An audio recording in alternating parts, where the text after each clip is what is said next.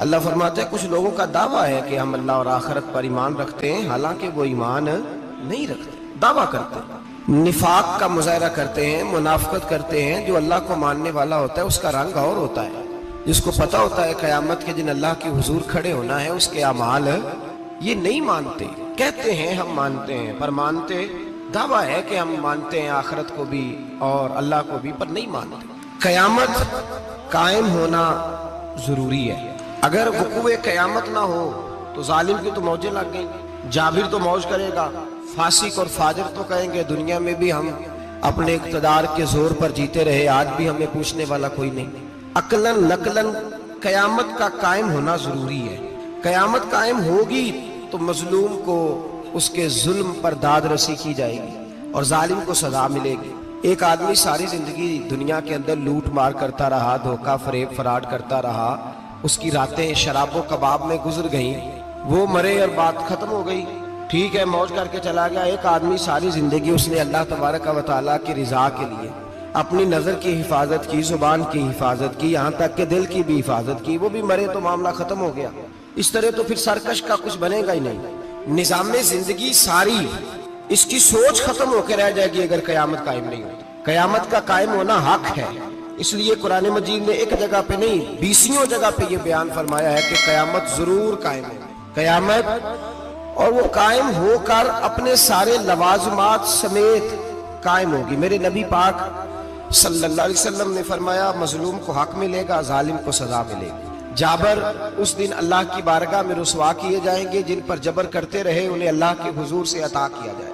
قیامت کا وقوع ہونا ضروری ہے، اور قیامت تو جب قائم ہوگی تب ہوگی۔ دنیا میں بھی ایسا ہوتا ہے، ظلم کا انجام ٹھیک نہیں ہوتا، جبر کا انجام، جھوٹ کی زندگی لمبی نہیں ہوتی، دھوکے فریب فراڈ ملمہ سازی، ان چیزوں کی عمریں اللہ نے تھوڑی رکھی ہے۔ وقتی طور پر ظالم کو، دھوکے باز کو، جابر کو جو مہلت ملتی ہے وہ سمجھتا ہے میری سیاست کام کر رہی ہے، وہ سمجھتا ہے میں بڑا دانا ہوں، بڑا چلاک ہوں، دیکھ لو اتنے ظلم کے، جبر کے، دھوکے کے باوجود بنا ہوا ہوں۔ حالانکہ اللہ کی طرف سے اسے مہلت ملتی ہے اور بڑا ہی مہربان ہے۔ مہلت اس طرح دیتا ہے کہ میرے نبی پاک علیہ السلام نے فرمایا جب میرا مسلمان نیکی کرتا ہے تو اللہ فرشتوں سے فرماتا ہے 70 گنا بڑھا کے لکھ لو اس کی نیکی، 70 گنا، اور جب گناہ کرتا ہے تو اللہ فرماتا ہے ٹھہر جاؤ ابھی لکھنا نہ، اسے ٹائم دو۔ یا اللہ کتنا؟ فرمایا 24 گھنٹے تو دو، ہو سکتا ہے توبہ کر لے، یہ اس کی مہربانی ہے۔ اب وہ جو اللہ نے مہلت دی ہے نا کہ شاید توبہ کر لے، لوگ سمجھتے ہیں میری چالاکی کی وجہ سے نظام سیٹ چل رہا ہے، میں بڑا تیز ہوں، 2 4 5 باتیں بولتا ہوں سب صحیح ہو جاتا ہے۔ لوگ اس کو اپنی دانائی سمجھ لیتے ہیں، حالانکہ وہ اللہ کی طرف سے۔ فرعون نے کئی 100 سال حکومت کی اور اس طرح اس نے ظلم کیے کہ لاکھوں اور ہزاروں بچے قتل ہی کرا دیے، 12,000 عورتوں کے پیٹ میں حمل تھا اس نے ضائع کرا دیا۔ جب حضرت موسیٰ علیہ السلام اپنی قوم کو لے کے نکلے، رستے میں دریا آ گیا، فرعون پیچھے لگا ہوا تھا، وَإِذْ فَرَقْنَا بِكُمُ الْبَحْرَ فَأَنْجَيْنَاكُمْ، اللہ فرماتے تمہارے لیے میں نے دریا کو پھاڑا اور تمہیں نجات دے دی، وَأَغْرَقْنَا آلَ فِرْعَوْنَ، اور فرعون کو غرق کر دیا، وَأَنْتُمْ تَنْظُرُونَ، تم کھڑے دیکھ رہے تھے۔ اب جب حضرت موسیٰ دریا کے کنارے پہنچے تو فرعون بھی پیچھے آیا۔ فرعون لوگوں سے کہا کرتا تھا کہ میں کہتا ہوں تو دریا چلتا ہے، میں کہتا ہوں تو ہوائیں آتی ہیں، میرے حکم کے پابند ہے سارے۔ جاگ رہے نا آپ حضرات، غور فرمائیے گا بات پر۔ دعویٰ تھا اس کا کہ میں کہتا ہوں تو نظام زندگی چلتا ہے۔ اب جب دریا کے کنارے پہنچی حضرت موسیٰ علیہ السلام تو اللہ نے حکم دیا کہ آپ عصا ماریں۔ جناب موسیٰ نے عصا مارا، 12 رستے بن گئے۔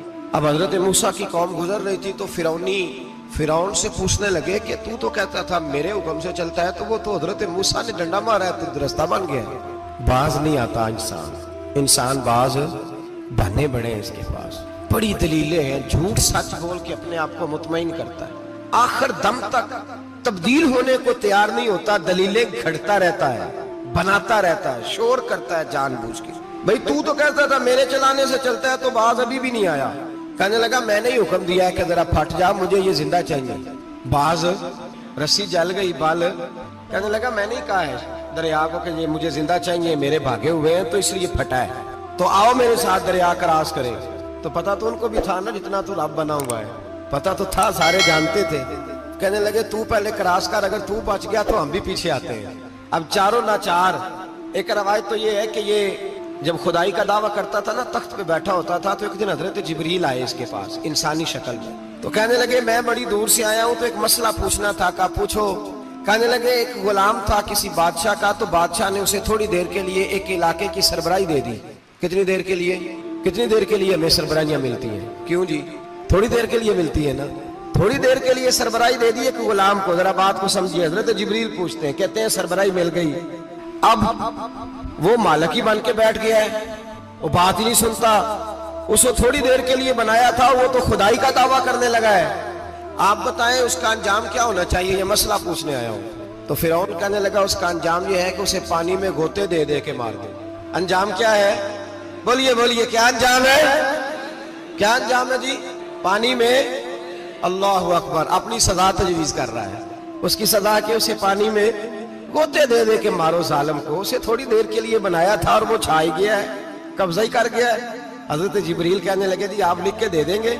کہنے لگا لاؤ لکھ دیتے ہیں۔ لکھوا لیا، جناب جبریل رکا لے کے تشریف لے گئے۔ اب جب فرعون دریا میں آیا نا تو اللہ نے حکم دیا مل جا۔ جب دریا ملا چیخنے لگا تو حضرت جبریل آئے، کہنے لگے تیرا ہی فتویٰ ہے، یہ تیری سزا ہی ہے نا، ہم بھی بڑی سزائیں تجویز کرتے ہیں، یہ جھوٹا ہے جی، اس کا تو فلانا علاج ہونا چاہیے، تو اگر تو جھوٹ بولے تو یہ فلانا بڑا جاور ہے جی، اس کے ساتھ اس طرح ہونا چاہیے، تو اگر تو یہ کام کرے تو جو سزا تو لوگوں کے لیے تجویز کر رہا ہے تو اپنے بارے میں بھی سوچ۔ اب جب گوتے آئے نا، آخری وقت دیکھا وہ فرعون جو کہتا تھا میری مرضی سے دریا چلتا ہے، علامہ صابی نے تفسیر صابی میں لکھا ہے تڑپ کے رونے لگا۔ جب یہ مزاج ہے، ایک دفعہ اوپر آتا ہے آدمی جب دریا میں جاتا ہے، اوپر آیا تو چیخنے او میرے حواریو خدا کا واسطہ مجھے بچاؤ۔ کہنے لگے تو کہتا تھا میری مرضی سے چلتا ہے، بے بسی ہے، تڑپتا ہے، روتا ہے، وارث شاہ مان کری نہ وارثہ دا، رب بے وارثہ کر کے مار دائی، تڑپ رہا ہے، چلا رہا ہے، کوئی مدد کو نہیں پہنچتا۔ اب جب آخری گھوتا آیا تو کہنے لگا آمنا بے رب موسیٰ و ہارون، میں موسیٰ کے رب کو بھی مان گیا، ہارون کے رب کو بھی۔ اللہ نے فرمایا نہیں، اب تیرا ماننا قابل قبول ہے، اس وقت ماننا تھا جب تجھے مہلت دی تھی، جب تو جوان تھا۔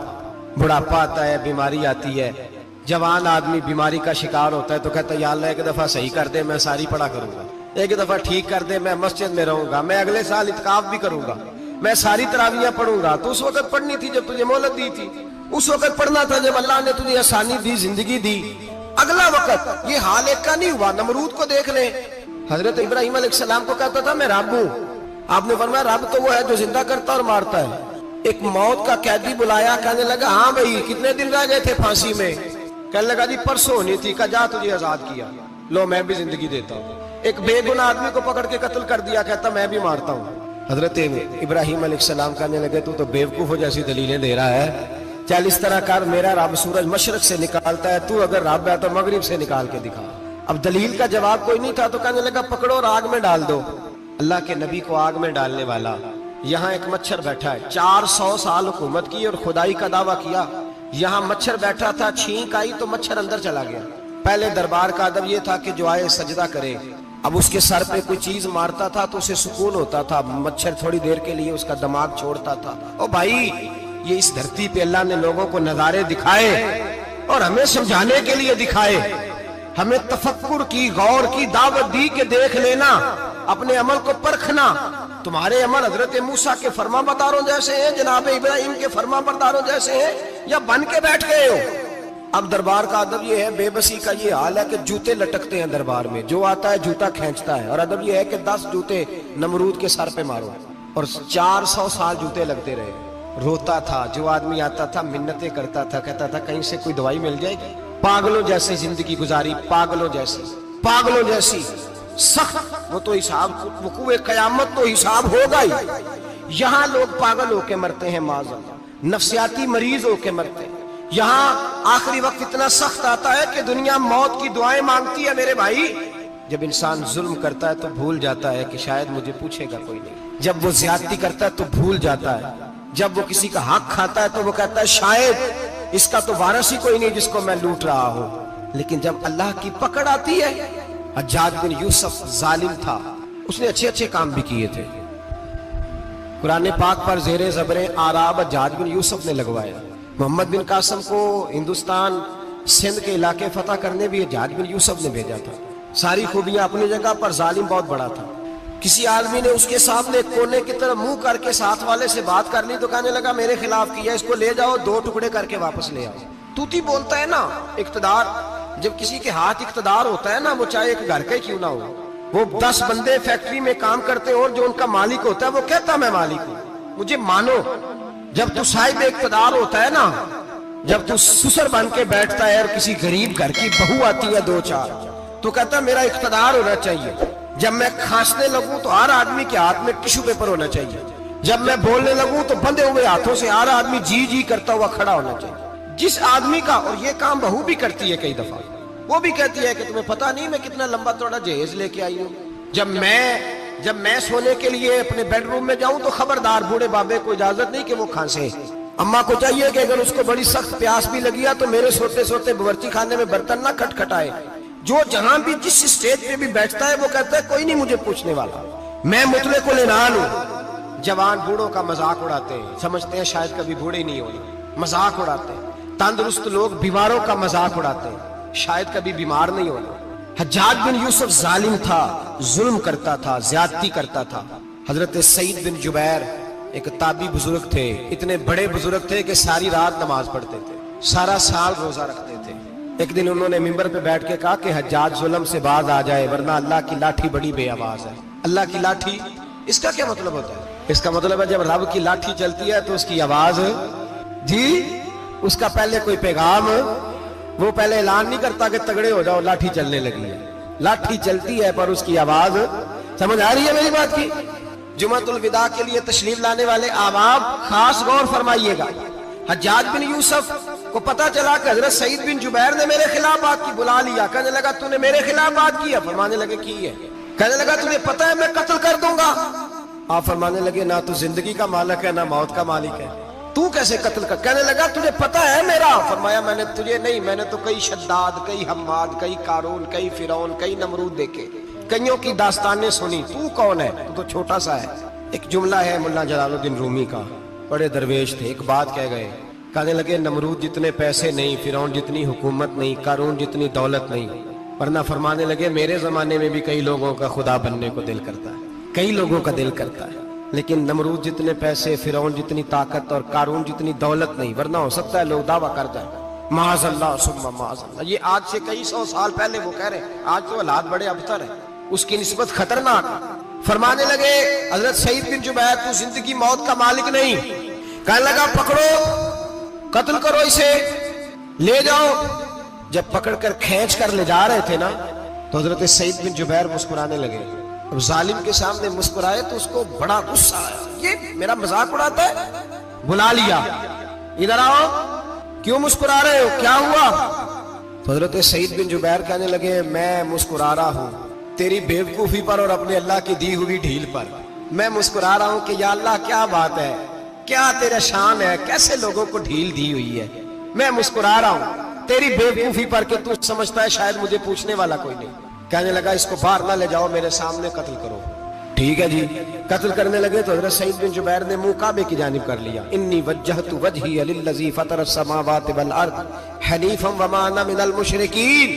جب آپ نے یہ آیتیں پڑھی نا کہ میں نے منہ کر لیا ہے اپنے رب کی جانب، کرو مجھے قتل، کہنے لگا نہیں نہیں، اس کا منہ پھیرو، کعبے کی طرف ہو کے قتل نہ ہو، ہے ظالم پر پاگل ہو گیا ہے۔ حضرت سعید بن جبیر کے حوصلے نے شکست دے دی، ناکام ہو گیا، مخبوط الحواس ہو، کہنے لگا اس کا منہ پھیر دو۔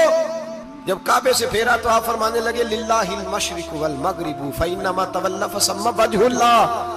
اللہ فرماتا ہے تم مشرق اور مغرب سارا ہی اللہ کا ہے، جدھر بھی منہ کرو گے ادھر اللہ ہی اللہ ہے، جدھر بھی منہ کرو گے ادھر اللہ ہی اللہ ہے، چاروں جانب پھیر دے، جدھر منہ پھیرنا ہے تو نے پھیر دیا منہ۔ حضرت سعید بن جبیر کے گلے پہ خنجر رکھا تو آپ نے ہاتھ اٹھائے، کہنے لگے اے اللہ میرے بعد اسے کسی اور پر مسلط نہ کرنا، میرے بعد کسی اور پر مسلط نہ، بس میں آخری ہوں۔ جب آپ ذبح ہوئے تو اتنا خون نکلا کہ لوگ کہتے ہیں جتنا اونٹ کے وجود سے نکلتا، تر ہو گیا سارا اس کا دربار۔ ایک سمجھدار آدمی کو بلا کے کہنے لگا اتنا خون میں نے بڑے بندے قتل کرائے ہیں پر اتنا خون نہیں نکلا۔ تو وہ کہنے لگے لوگ مرتے وقت ڈر جاتے ہیں، سہم جاتے ہیں، خون سکڑ جاتا ہے، لگتا ہے یہ شخص جب دنیا سے گیا ہے تو ڈٹ کے گیا ہے، یہ ڈٹ کے گیا ہے دنیا سے۔ حجاج بن یوسف رات کو سویا تو تڑپ کے اٹھا. کیا ہوا؟ گھر والے کہنے لگے کیا ہوا؟ کہنے لگے سعید بن جبیر خواب میں آئے اور کہتے ہیں اٹھ مجھے بتا تو نے مجھے کیوں قتل کیا ہے، بتا کیوں مارا. اگلی رات پھر سویا تو وہی خواب، پھر سویا تو وہی. گناہ نفسیاتی مریض بنا دیتا ہے. ظلم تجھے مخبوط الحواس کر دیتا ہے. جب تو زیادتی کرتا ہے تو اللہ فرماتے ہیں کہ تو اللہ کو بھولتا ہے، اللہ تجھے اپنا آپ بھلا دیتا ہے. پھر تو بھول جاتا ہے، پھر تو سیدھے رستے پہ چلتا ہے پر بھٹک جاتا ہے. پھر تو صحیح رستوں کا تعین کر کے بھی گمراہ ہوتا ہے. پھر تو روز وہی گاڑی چلاتا ہے پر اب جب تو بریک لگاتا ہے تو نہیں لگتی. جب گناہوں کے ساتھ تو مخبوط الحواس ہوتا ہے تو روز وہ کاروبار کرتا ہے، لیکن جب تیرے گناہ تجھے گھیر لیتے ہیں پھر اسی کاروبار میں تو نقصان اٹھاتا ہے. حجاج بن یوسف تڑپتا ہے، روتا ہے، یہاں تک کہ بیمار ہو گیا. پیٹ میں درد ہوتی ہے، پتہ نہیں کیا ہوا، تکلیف ہوتی ہے، پتہ نہیں. سارے حکیم، طبیب، ڈاکٹر کوئی نہ سمجھ سکا کہ بیماری کیا ہے. جو بیماریاں خدائی ہوتی ہیں ان کا لوگوں کو پتا، جو آزمائشیں رب کی جانب سے ہوتی ہیں وہ ڈاکٹروں کے ہتھے نہیں چڑھتی. جو تکلیفیں اللہ دیتا ہے ان کا حکیم طبیب علاج نہیں کر پاتے. مشکل اور شفا اسی وقت ہوتی ہے جب اللہ دینا چاہے، اور جب رب ہی دینا نہ چاہے تو بڑے بڑے ڈاکٹر کہتے ہیں کہ ہمارے بس کی بات نہیں رہی. بغداد سے حکیم آئے، پیٹ دیکھا، کہنے لگے نہ تیرے معدے میں کوئی دقت ہے، نہ تیرے جگر میں، نہ کسی اور جگہ. ماجرا کیا ہے؟ ایک آخری علاج ہے، آخری. وہ کیا؟ گوشت کا چھوٹا سا ٹکڑا دھاگے کے ساتھ باندھ کے منہ میں ڈالا اور پھر ایک باریک سا تنکا لے کے اس کو اندر ڈالنے لگے گلے میں. وہ گوشت کا ٹکڑا جب حلق کے اندر اتر گیا اس حکیم نے واپس کھینچا تو کیسے ایسی بدبو آئی جیسی کبھی سونگی نہ تھی. جانور کیڑے مکوڑے لگے ہوئے باہر نکلے اور جب دیکھا تو جتنے محل میں لوگ بیٹھے تھے چلاتے ہوئے نکل گئے کہ یہ کیا مصیبتیں ہیں. حکیم بھی اٹھ کے دوڑنے لگا. کہا تجھے کیا ہوا؟ کہنے لگے حجاج تیری بیماری زمینی نہیں، تیری مصیبت زمینی نہیں. کہا میری مرض تک تم کیوں نہیں پہنچ پا رہے؟ تو کہنے لگے لگتا ہے تو بد دعا کا مریض ہے، لگتا ہے تو ظلم کا مریض ہے، تو جبر کا مریض ہے. تڑپتا رہا، سسکتا رہا. ایک وقت وہ بھی آیا کہ گھر والوں نے کمرے میں بند کر کے تالا لگا دیا، دیوار سے ٹکرے مارتا. او بھائی، جو گناہوں کے بیمار ہوتے ہیں انہیں شفا نہیں ہوتی. جو ظلم، جبر، بربریت کے بیمار ہوتے ہیں انہیں سکون قلبی میسر نہیں آتا. دوائیاں ان بیماریوں کی بنی ہوئی ہیں جو بیماریاں زمینی ہیں، جو بیماریاں خوراک کی بد پرہیزی سے ہوتی ہیں، جو گناہوں کی بد پرہیزی سے ہوتی ہیں. ان کی بیماریاں، ان کی شفا توبہ ہے، ان کی شفا رجوع اللہ ہے. ان کی توبہ، اللہ سے معافی مانگنے سے شفا ہوتی ہے. حجاج جب مرنے لگا تو بلایا، یہ رنگ بھی ذرا ملاحظہ کیجئے گا، 2-4 قریبیوں کو بلایا. پتہ ہوتا ہے نا اپنے کرتوتوں کا آدمی کو، پتہ سارا ہے سردار مقیتیاں جب پتہ ہوتا ہے سارا. بلا کے کہنے لگا جب میں مر جاؤں تو مجھے رات کو دفن کرنا. کیوں بھائی عورت ہے؟ کہنے لگا نہیں رات کو دفنانا. ٹھیک ہے رات کو دفنا دیں گے. پھر کہنے لگا جب صبح ہو جائے تو صبح ہونے سے پہلے میری قبر زمین کے برابر کر دینا، نشان مٹا دینا. کہا وجہ؟ تو کلمہ پڑھتا ہے، حضور کا حکم ہے کہ قبر کم از کم ایک بالش، ایک گیٹ اونچی ہونی چاہیے زمین سے کم از کم، تو تیری قبر مٹا دے. وجہ پتہ ہوتا ہے اپنے ظلموں کا. کہنے لگا مجھے پتا ہے لوگ میرے مرنے کے بعد میری قبر بھی نہیں چھوڑیں گے. دنیا میں تو میرے جبر کی وجہ سے کوئی آ نہ سکا، لیکن میری قبر بھی لوگ جنازوں میں باتیں شروع کر دیتے. جنازوں میں نے ایسی بھی داستانیں سنی ہیں کہ کوئی مرا تو لوگ جوتوں کا ہار قبر پہ ڈال آئے. نہیں بھائی تو جب زندہ تھا تو تیرے جبر ظلم کی وجہ سے نہیں کو بول سکا. ایک تو ایک قیامت میں حساب ہوگا، یہاں دنیا میں حساب ہونے لگتا ہے. اتنی لمبی زبانیں لوگوں کی لٹک کر مرتے وقت باہر نکل آتی ہیں. دعا کریں، جمعہ ہے، اللہ تعالیٰ ایمان کی موت عطا فرمائے. دعا فرمائے رب تعالیٰ اللہ تبارک و تعالیٰ توبہ کر کے جانے کی توفیق عطا فرمائے. جاگے اور سنے اور دعا کرے اے اللہ تو ہمیں ظلم سے ویسے ہی محفوظ فرما. اگر ہم زیادتی کرنے لگے تو اے اللہ ہمیں اس سے منع فرما، ہمیں اس سے تو یہ توفیق دے کہ ہم بھاگ آ جائیں اس گناہ سے. میرے بھائی ایک تو دنیا میں سزا ہے، پھر قیامت کی سزا ہے، اور وہ زیادہ سخت ہے، زیادہ سخت ہے. ہم لوگوں نے نا ہیلے بہانے بڑے بنائے ہوئے ہیں. بینک کے ساتھ کاروبار کرنے والا کہتا ہے نہیں مجبوراً لیا ہے، مجبوراً. مر رہا تھا تو آخری لمحوں پہ تھا تو جائز ہے، جائز ہے. اس وقت جب تجھے کھانے کو لقمہ نہ لگے تو حرام کھانا بھی جائز ہے. کیا دقت تھی؟ کیوں اللہ رسول کے مقابلے میں کھڑا ہوا تو؟ کیوں سود کا دھندا کیا؟ کیا تکلیف تھی؟ کیا کہاں تو الجھ گیا تھا؟ ہم جان بوجھ کے اپنے لیے جہنم کٹھی کرتے ہیں، پھر کہتے ہیں سکون نہیں زندگی میں. کہاں سکون آئے گا؟ کیسے آئے گا؟ ہم نے خود آگ لگائی ہے چمن میں اپنے. جو قیامت کی سزا ہے، میرے نبی پاک علیہ السلام نے فرمایا رب تمہیں سامنے کھڑا کرے گا. اور کس طرح کھڑا کرے گا؟ فرمایا لوگوں کے وجود سے کپڑے اتر جائیں گے، زمین اس طرح دہکے گی جس طرح تانبا زمین پہ رکھا جائے اور آگ جلائی جائے. تانبا دیکھا آپ لوگوں نے؟ یہ بھی گرمی گزری ہے نا، تو فرش پر جب سورج پڑتا تھا تو ننگے پاؤں چلا نہیں جاتا تھا. صحیح کہہ رہا ہوں؟ ننگے پاؤں، بچے کا پیر زمین پہ لگتا تو چیخ اٹھتے ہیں، کہتے ہیں وہ جل گیا پیر. حالانکہ یہ فرش دنیا کے ہیں. اور اگر تانبے کے اندر خاصیت ہے کہ اگر کوئی دھات جلدی اور زیادہ گرم ہوتی ہے تو وہ تانبا ہے. میرے نبی نے مثال دی تو اس کی دی جو سخت تھا. فرمایا تانبے کی طرح زمین تپائی جائے گی اور پھر ننگے پاؤں رب تمہیں کھڑا کرے گا. آج سورج کی پشت تمہاری جانب ہے، قیامت میں منہ تمہاری جانب ہوگا. نیزہ آپ نے دیکھا ہوگا، نیزہ ہوتا تھا. فرمایا یہ جو تم نیزے دیکھتے ہو صرف 1.25 نیزے کے برابر سورج قریب آ جائے گا اور پھر اللہ تمہیں سامنے کھڑا کر کے تم سے سوال جواب کرے گا. اور حضور نے کہہ دیا ہے تو اب کسی نعت خواں کے کہنے سے بات بدل سکتی، کسی پیر کے کہنے سے جملہ بدل سکتا، کسی خطیب کے کہنے سے فکر نہ کرنا وہ سامنے جنت پڑی ہے، اب بات بدل سکتی.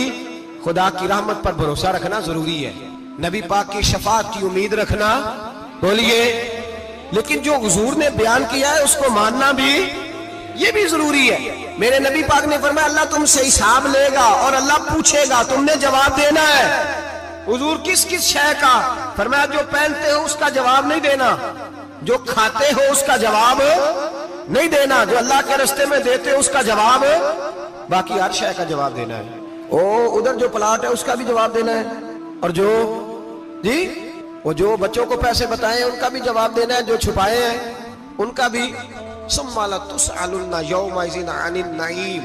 جو کمیٹی اپنے محلے میں ڈالی ہے اس کا بھی جواب دینا ہے، جو سسرال کے علاقے میں ابا جی سے چوری ڈالی ہوئی ہے اس کا جواب بھی، سب کا جواب دینا ہے، تمام حساب کتاب. اور اللہ فرماتے ہیں میں سامنے کھڑا کر کے ہر سوال کا تجھے ہر سوال کا جواب صاحب. اچھا یہ جو بڑے لوگ تھے وہ حساب سے ڈرتے تھے، ہم چھوٹے لوگ ہیں ہم حساب سے ہم نہیں ڈرتے، ہم کہتے ہیں دیکھی جائے گی. بڑے لوگ جو تھے وہ حساب سے. حضرت ابوبکر صدیق دعا کرایا کرتے تھے، دعا کرو اللہ مجھ سے حساب نہ پوچھے. حضرت عمر فاروق رضی اللہ تعالیٰ عنہ اپنے بیٹے سے کہتے تھے بیٹا اپنے باپ کے لیے رحمت کی دعا کرنا، میں درگزر والا ہوں، میں حساب والا کوئی نہیں.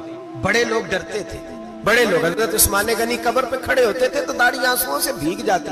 غلام کہتے ہیں حضور 3 دفعہ نبی پاک نے آپ کو جنت کی بشارت دی، 3 دفعہ بشارت دی ہے تو آپ کیوں اتنا روتے ہیں؟ عثمان غنی فرماتے جس رسول نے مجھے جنتی کہا ہے اسی محبوب نے مجھے فرمایا تھا عثمان قبر آخرت کی منزلوں میں سے پہلی منزل ہے. اور آپ فرماتے میرے تو کمرے میں دیا گل ہو جائے تو مجھے ڈر لگتا ہے، اس میں تو مکمل اندھیرا ہے.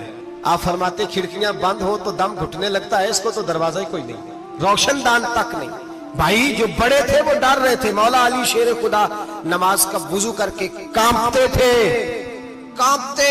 علی آپ مرحب کے سامنے نہیں کانپے، خیبر کا دروازہ اکھاڑتے نہیں کانپے، بدر احد خندق حنین اور خیبر میں نہیں کانپے، تو یہاں آپ فرمانے لگے مالک کے سامنے جاتے ہوئے ڈر آتا ہے. بڑے لوگ کانپتے تھے، بڑے لوگ. آج کون سا جمعہ ہے؟ سارے بولیے. حالانکہ یہ اگلے سال دوبارہ آئے گا، ہمارا نہیں پتا کہ ہم ودا ہو جائیں کہ کیا بنے. یہ کون سا جمعہ ہے؟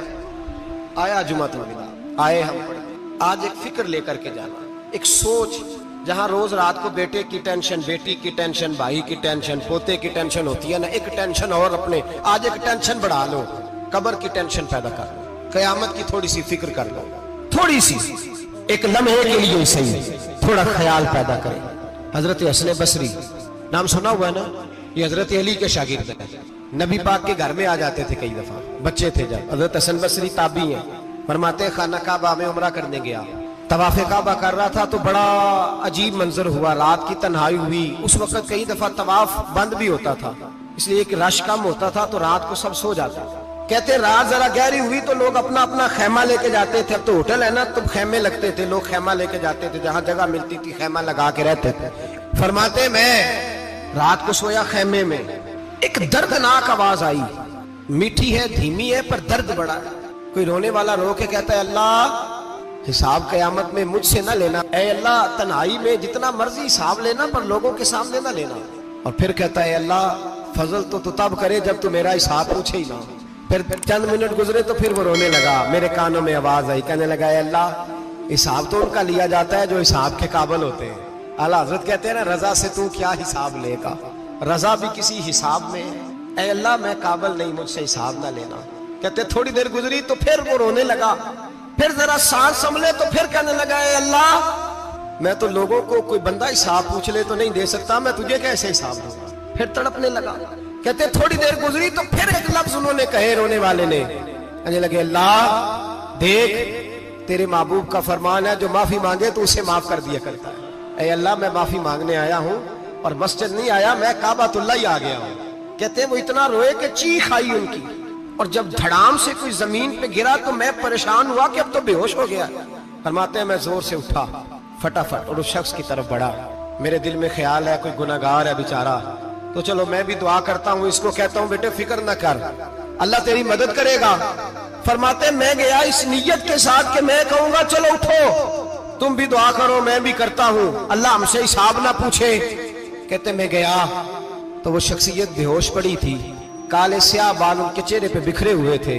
कहते लोगों जब मैंने जुल्फे हटाई चेहरे से तो मेरा वजूद कांपने लगा आसमान टूट पड़ेगा, जमीन फट जाएगी, सितारे बिखर जाएंगे, आज बह जाएंगे समुंदर। फरमाते मेरी चीखें निकल गई, ये कोई गुनाहगार तो नहीं, ये तो हजरत फातिमा के पोते इमाम ज़ैनुल आबिदीन है, ये तो इमाम हुसैन का वो बेटा है जो करबला में तन्हा बचे थे। फरमाते मैं इमाम का चेहरा देखा तो भाग के आया और मैंने अपनी दाढ़ी उनके पैरों के साथ मस की और मैंने कहा हुजूर उठिए। इमाम उठे तो मैंने कहा शहजादे तेरे तो इशारे से अल्लाह कई गुनाहगारों को बख्शेगा, तेरी तो दुआ से अल्लाह बख्शेगा, ये क्या कर रहे हो। तो इमाम ज़ैनुल आबिदीन कहने लगे हसन बसरी इधर आ यार, इधर आओ बुजुर्ग हो, मेरे दादा के पास रहने वाले हो, मैंने ना आज ही सुना है कि उसका अजाब बड़ा सख्त है, आओ मेरे लिए दुआ करो, अल्लाह पाक मुझसे हिसाब ना पूछे। कहा हुजूर ना करें। आप फरमाने लगे तुझे नहीं पता कुछ चीजें ऐसी हैं कि रब ने अगर हिसाब पूछा तो मैं वाकई जवाब नहीं दे पाऊंगा, चल कर मेरे लिए दुआ। कहते मैंने हाथ बांधे हुजूर मैं नहीं करता, उठा कह। फरमाते मैंने हाथ उठाए, मैंने कहा अल्लाह तेरे रसूल का शहजादा है, ये तेरे रसूल का शहजादा है, ये कह रहा है तो फजल कर। ओ भाई जो बड़े थे वो तो तड़पते थे, सिसकते थे। वो अली हीती कहते खाना काबा में पत्थर पे सर रगड़ रगड़ के कोई बूढ़ा कह रहा था ऐ अल्लाह अव्वल तो हिसाब ना लेना, और अगर लेना तो मुझे अंधा करके उठाना, मैं तेरे नेक बंदों के सामने शर्मिंदा नहीं। इकबाल रो पड़े। इकबाल कुछ लोगों ने लिखा है ये आखिरी रुबाई है डॉक्टर इकबाल की, आखिरी, इसके बाद शायद उसने कलाम ने कुछ सीरत निगारों का ख्याल है। इकबाल मदीने की तरफ मुंह करके कहने लगे तू गनी अजहर दो आलम मन फकीर, अल्लाह तू गनी है मैं तो फकीर हूँ, रोज मक्शर उज्र हाय मन पजीर। ए अल्लाह अव्वल तो मेरा कोई उज्र कबूल कर लेना मक्शर के दिन, और अगर ना करना हुआ अगर तुम्ही बीनम हिसाबम ना गुजीर, अगर जरूर ही मेरा हिसाब लेना है, ए अल्लाह अगर तूने जरूर लेना है, ए अल्लाह अगर जरूर ही लेना हिसाब, अव्वल तो मेरा उज्र मान लेना, मेरी कमजोरी पे रहम करना, ए अल्लाह मेरे बुढ़ापे पर मेरी कमजोरी पर रहम करना, अगर जरूर हिसाब लेना है अज निगाहे मुस्तफा पिन्हा बगीर, तो ए अल्लाह जरा हुजूर की निगाहों से ओझल करके लेना। ए अल्लाह मुझे शर्म आएगी, मेरे मुस्तफा करीम फरमाएंगे मैं तो तुझे हर बात समझा के आया, एक जगह तेरी रहनुमाई करके आया, तू कैसे अमल कमा, जरा ओझल करके अज निगाहे मुस्तफा पिन्हा बगीर, जरा हुजूर की आंखों से ओझल करके साइड पे करके लेना, मैं बर्दाश्त नहीं कर पाऊंगा। हजरत वो अली इती कहते हैं बाबे ने सर रखा हुआ है और कहते अल्लाह मुझे अंधा करके उठाना। फरमाते मैं गया, मैंने कहा चलो मैं दुआ करता हूं जाके। फरमाते जब मैंने जाके बुजुर्गों की कमर पे हाथ रखा, उनका चेहरा देखा तो ये कोई गुनाहगार तो नहीं, ये तो बगदाद के पीर अब्दुल कादिर जिलानी है, ये तो महबूब सुभानी गौसे समदानी है, ये तो वो शख्स है जो कदम लगाए तो अल्लाह विलायत अता करता है। जो बड़े थे वो डर रहे थे। मोइनुल मिल्लत वद्दीन अताए रसूल हिंदुल वली गरीब नवाज हजरत ख्वाजा मोइनुद्दीन अजमेरी रहमतुल्लाह अलैह, ख्वाजा कुतुबुद्दीन बख्तियार काकी को तन्हाई में बुला के कहने लगे मोइनुद्दीन सैयदजादा है, मोइनुद्दीन हुजूर के खानदान में पैदा हुआ है, मोइनुद्दीन से इसके पीर को बड़ी उम्मीदें थी। मोइनुद्दीन को रसूल पाक ने हिंदुस्तान भेजा था, पर कुतुबुद्दीन यार मोइनुद्दीन तबलीग का हक नहीं अदा कर सका। हजरत ख्वाजा कुतुबुद्दीन कहने लगे हुजूर 90 लाख तो मुसलमान कर दिए, और क्या हक था? फरमाया नहीं, जब तू तहज्जुद की नमाज पढ़े ना बेटा, अपने लिए दुआ मांगना तो खुदा से कहना मौला मेरे पीर की कोताहियां माफ कर। वो जिस एजाज का था वो काम नहीं कर सकता। जो बड़े थे उनकी तो बातें बड़ी थी। ये जो हम छोटे आए हैं ना नए, टिकटें देते फिरते हैं, टिकटें। बेनमाजी जाहिल अनपढ़ पीर टिकटें बांटता है लोगों को, तू भी बख्शा है तू भी बख्शा है। वो 90 लाख लोगों को राय हक पर लगा के भी कहते थे नहीं, हक तो ये है कि हक अदा ना हुआ, हक तो ये है कि हक कोई शाही पल्ले नहीं। डटा हुआ खड़ा है मुसलमान, डटा हुआ। ये हिसाब सुने। किसी ने हजरत अबू हुरैरा से कहा कि कोई ऐसी हदीस सुनाओ जो आपको भी बड़ी महबूब हो। हजरत अबू हुरैरा ने चीख मारी, रोने लगे और बेहोश हो गए। फिर हिलाया, पानी पिलाया, उठे, कहा हुजूर बात की थी, हदीस सुनाए। फिर रोने लगे। हमें तो नहीं ना रोना आता, हमें तो तब आता है जब बेटा बात ना माने, हमें तो तब आता है जब कारोबार में नुकसान हो जाए, हमें तो तब रोना आता है जब हमारा कोई दोस्त हमारे बारे में गलत बात कर दे, बेइज्जती दुनिया की हो जाए। हजरत अबू हुरैरा 3 दफा होश आया, 3 दफा रोए और कहने लगे अजीजों ये वो वाली हदीस है कि मैं सोचता भी हूं तो मैं तड़प उठता हूं।